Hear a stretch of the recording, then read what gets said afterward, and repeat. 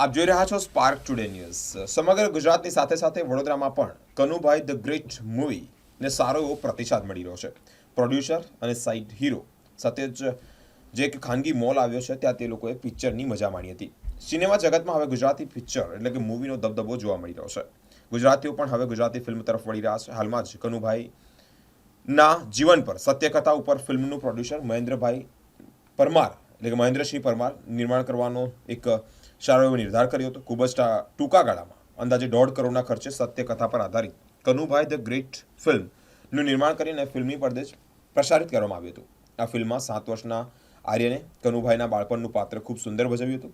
15 વર્ષના કાળુબાપુના પાત્ર રામ નામના કલાકારે ભજવ્યું હતું. ફિલ્મમાં ઇન્સ્પેક્ટરનો રોલ ખુદ પ્રોડ્યુસર મહેન્દ્રસિંહે ભજવ્યો હતો. આજે ફતેગંજ સ્થિત ખાનગી મોલમાં જ ખુદ પ્રોડ્યુસર મહેન્દ્રસિંહ પરમાર અન્ય કલાકારો ફિલ્મ નિહાળી હતી. સાથે જ આ લોકો ફિલ્મ નિહાળે તે માટે અપીલ પણ કરી હતી. બિલકુલ એક એક્ટર માટે એ તેની પહેલી ડેબ્યુ ફિલ્મ બહુ સ્પેશિયલ હોય છે. તેવી જ રીતે કનુભાઈ ધ ગ્રેટ આ ફિલ્મ મારા માટે બહુ સ્પેશિયલ છે.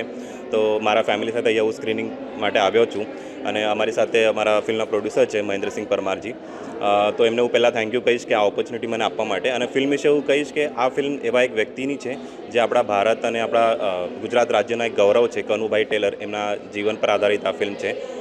ના કે આ ખાલી બાયોપિક છે પણ એની સાથે અમારા ડાયરેક્ટર અને રાઇટર ઇરશાદ દલાલજીએ એક મનોરંજનાત્મક વાર્તા સાથે આ ફિલ્મને પીરસી છે. તો આઈ એમ શ્યોર કે પબ્લિકને આ ફિલ્મ બહુ બધી ગમશે. અને આ ફિલ્મમાં ના કેવલ એન્ટરટેનમેન્ટ પણ સોશિયલ મેસેજ પણ આપેલા છે. તો યંગસ્ટર નાના બાળકોથી લઈને મોટા લોકો બધાને આ ફિલ્મ જોવા જેવી છે. તો હું અપીલ કરીશ અને રિક્વેસ્ટ કરીશ કે પબ્લિકને પ્લીઝ એકવાર આ ફિલ્મ જોવા તમે જરૂર જજો. પહેલાં હું વિચારેલું આટલા મોટા પડદા પર દેખાશો? ઓનેસ્ટલી વિચાર્યું હતું કારણ કે એ રાહ પર હું ચાલતો હતો.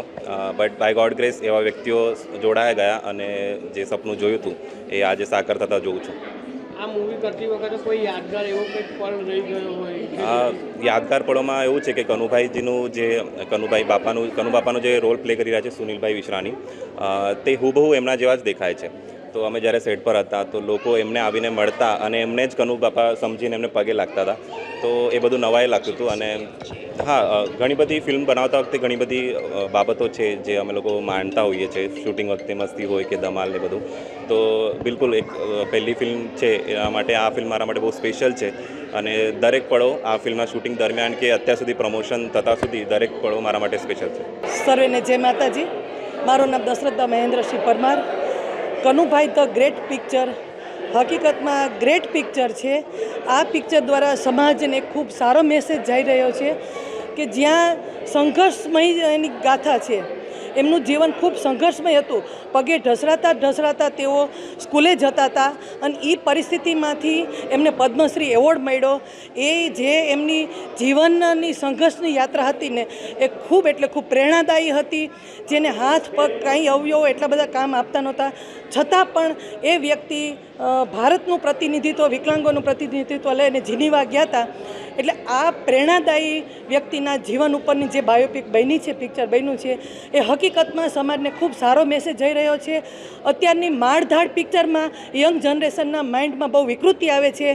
તો આવા પિક્ચરને વધારે બધા પ્રમોટ કરો. ગુજરાતી સાહિત્યને વધારે આપણે આગળ લાવવાનો પ્રયત્ન કરીએ.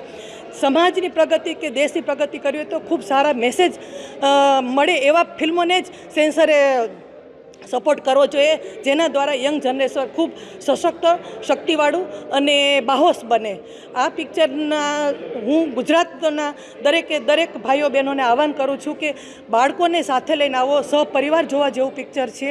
અને પિક્ચરમાંથી જેના કોઈના જીવનમાં હતાશા, નિરાશા આવે તો એમાંથી હિંમતભેર બેઠા થઈ શકે એવું એક આ પિક્ચર પ્રેરણાદાયી છે.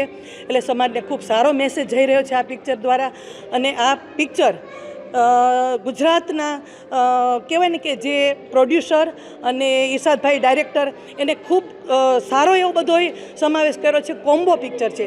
એમાં બાયોપિકની સાથે ઘણું બધું વણી લીધું છે. જે એક અભિમાની હીરો એ કઈ કક્ષાએથી ક્યાંથી આવી જાય છે એ પણ આમાં મેસેજ સારો જાય છે.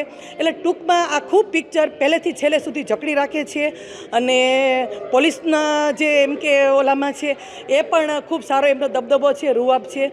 અને અને જજનું જે આવે છે એમાં પણ બધાને ઇંતજાર રહે છે કે હવે પછી શું બનશે, હવેનું શું છે, એવી એમ કે પ્રતીક્ષામાં જ આખું પિક્ચર બહુ સરસ અમે નિહાળ્યું, ખૂબ અમને મજા આવી. અને હું બધાને વિનંતી કરું છું કે આપણા બાળકોને લઈ અને એને પ્રેરણાદાયી પિક્ચર દેખાડો, જેથી કરી એ જીવનમાં ક્યારે પાછા નહીં પડે અને એના સંઘર્ષમય જીવનથી એમના ગોલ તરફ આગળ વધશે. જય માતાજી. સારો ક્વેશ્ચન છે. ખરેખર અત્યારના સમયમાં જનરલી લોકો મનોરંજનના પિક્ચરો, મારધાડના પિક્ચરો અને એ ટાઈપના જ પિક્ચરો બનાવે છે. અને જ્યારે વિષય હાથમાં લીધો અને મિત્રોને વાત કરી કે બે સેજ બાયોપિક ટાઈપની પિક્ચર છે, તો લોકોએ ચોખ્ખું કીધું તું 1,12,000 કરવાની વાત કરે છે. એટલે પછી મેં મારી સાથે જે હીરોને મેં નક્કી કર્યા હતા, હીરોને વાત કરી કે ભાઈ આ પિક્ચર તો કીધું હવે બનાવીશું તો પાછળ આપણને કંઈ અર્નિંગ તો થવું જોઈએ, લોકો આવે પિક્ચર જોવે, આ બાયોપિક છે કોઈ જોશે નહીં. પણ કે સાહેબ તમે જુઓ એકવાર, વાર્તા વાંચો, બહુ સારી વસ્તુ છે. પછી મેં વાંચી, પછી મને થયું મારે હવે જે કનુભાઈ છે એને મળવું છે. એટલે કનુભાઈને જ્યારે રૂબરૂ મળવા ગયો ત્યારે રિસલ એના ઓરામું આવી ગયો. એ વ્યક્તિ બચપનથી અપંગ છે, જે એક ડૉક્ટરના ખોટા ઇન્જેક્શનના કારણે પોતાના પગના હાથ જતા રહ્યા હતા. ભણવામાં એટલા હોશિયાર, પણ ગરીબ કુટુંબ, ભણી શકે નહીં, પગ લંગડાતા ચાલે. સ્કૂલે જવું હોય તો એ વખતે બસ સિવાય કોઈ વ્યવસ્થા નહોતી. અને સારા માણસો બધા ચડી જાય ને પોતે રહી જતા. પછી માણસે ફાઇટ આપીને અત્યારે હાલ આપણે જોઈએ તો બસની અંદર રિઝર્વેશન ફોર વિકલાંગનું જે બોર્ડ હોય છે એમની દેન છે. 11 દિવસની ભૂખ હડતાલ કરીને પોતે બને. અને તો અનેક કિસ્સા એમના જીવનના છે જે આપણને મોટિવેટ કરે છે અને ઘણું બધું લેસન પૂરું પાડે છે. અને મેં જ્યારે મળ્યો ને ત્યારે એમના આભામાં આવી ગયો. મેં કીધું ભલે મને પૈસા મળે કે ના મળે, પણ આ વ્યક્તિની ઉપર પિક્ચર મારે બનાવી છે, જેણે અત્યાર સુધી 40,000 વિકલાંગોને ભણાવી ગણાવી તૈયાર કરી, દવા દારૂ કરાવી અને બધાને પગભર કર્યા છે, નોકરીએ લગાડ્યા છે. એટલે એમ કહી શકાય કે એક અપંગ વ્યક્તિ 40,000 ઘર ચલાવી રહ્યા છે. એટલે સાહેબ આનાથી બીજું મોટું કામ કયું હોઈ શકે? તો એના માટે આપણે 2 કલાકની પિક્ચર ન બનાવીએ. કીધું મારે બનાવવી છે. નહીં તો મેં એકચ્યુઅલી મારો બીજો સબ્જેક્ટ હતો, છતાં મેં આ પ્રિફર કર્યું. અને એટલો મોટિવેશનલ સ્ટોરી છે કે ન પૂછો વાત, એટલા માટે આ પિક્ચર ખાસ મેં બનાવ્યું છે. પિક્ચર બનાવવામાં તો મને શૂટિંગમાં 22 દિવસ લાગ્યા હતા અમને. પણ એનું પ્રી પ્રોડક્શન અને પોસ્ટ પ્રોડક્શન કરતાં 10 મહિના થઈ ગયા મને આમાં. કેટલો ખર્ચો થયો છે? ખર્ચો 1.5 કરોડની આજુબાજુ થયો હશે.